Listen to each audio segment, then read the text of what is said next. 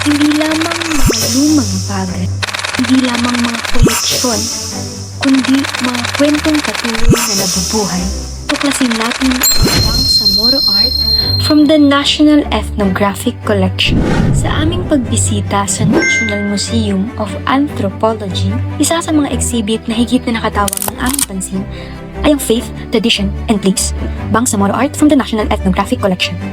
Hindi lamang ito ipinapakita ang mga sinaunang artifact ng Bangsamoro. Higit pa rito, ikinukwento nito kung paano nahubog ang pagkakakilanlan ng mga Maranao sa pamamagitan ng kanilang pananampalataya, tradisyon, at lugar, mga halihing nananatiling buhay hanggang sa kasalukuyan.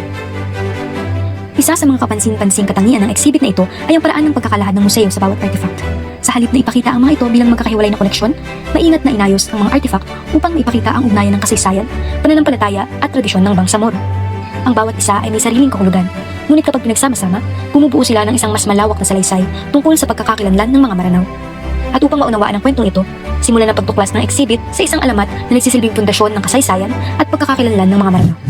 Ang alamat ni Raja Indarapatra. Sa exhibit, ipinakita ng museo ang wooden image ni Raja Indarapatra kasama ang detalyadong paliwanag tungkol sa kanyang alamat. Ayon sa eskolar na si A. Madale, si Raja Indarapatra ay isang prinsipe mula sa kaharian ng Mantapuli na ipinadala sa lupa matapos niyang tanggapin ng 7 mahiwagang regalo mula sa langit. Sa kanyang paglalakbay ay nakarating siya sa Lanao kung saan nakilala niya si Potri Rainalu. Mula sa kanilang angkan, isinilang ang mga ninuno ng mga Maranao. Ngunit higit sa pagiging alamat, ang kwentong ito ay nagsisilbing para sila o talaan ng kanilang pinagmulan. Dito nagsimula ang kanilang kasaysayan, ang kanilang lipunan at maging ang kanilang ugnayan sa pananampalataya. Makikita rin dito ang malalim na simbolismo ng kanilang kultura. Pinakikitang unti-unting pagsasanib ng kanilang sinaunang tradisyon at ng Islam. Sa halip na mabura ang kanilang mga paniniwala, natutunan nilang pagsamahin ang kanilang katutubong pamana at ang bagong pananampalataya upang makabuo ng natatanging kulturang Bangsamoro.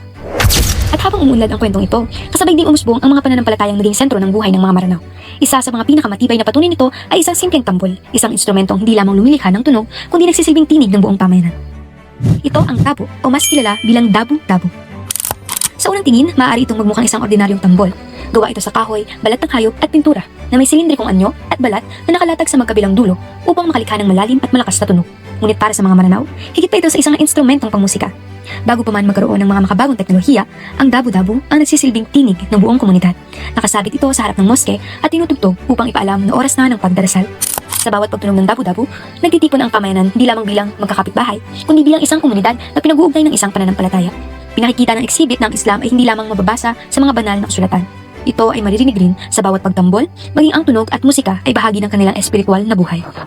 Ngunit ang pananampalataya ng mga Maranao ay hindi lamang ipinahayag sa pamamagitan ng tunog. Makikita rin ito sa kanilang sining, isang sining na pinagyaman ng kanilang sariling tradisyon habang niyayakap ang mga paniniwala ng Islam.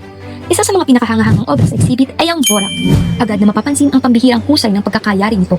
Inukit ito sa kahoy at pinalamutian ng pintura, buhok ng hayop, manipis na tansong plato at iba pang detalyeng nagpapakita ng mataas na antas ng kasanayan ng mga Maranao sa larangan ng sining. Bagamat nagmula ang borak sa tradisyong Islamiko, hindi ito basta kinopya ng mga Maranao.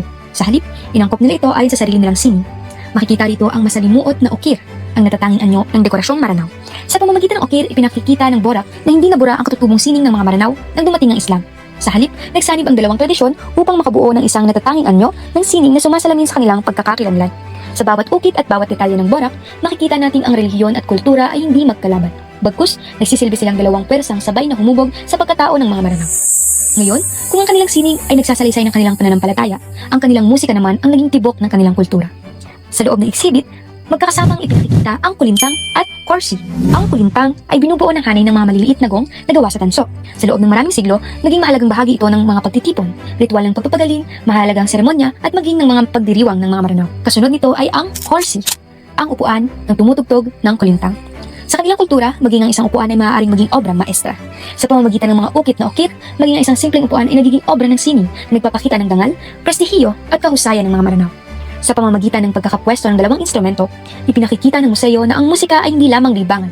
Isa itong buhay na tagapag-ingat ng kanilang kasaysayan, tradisyon at pagkakakilanlan. Ang bawat ukit, bawat tunog at bawat simbolo ay bahagi ng isang mas malaking kwento. Kwento ng pananampalataya, kasaysayan at kulturang patuloy na nagbibigay buhay sa pagkakakilanlan ng Bangsamoro.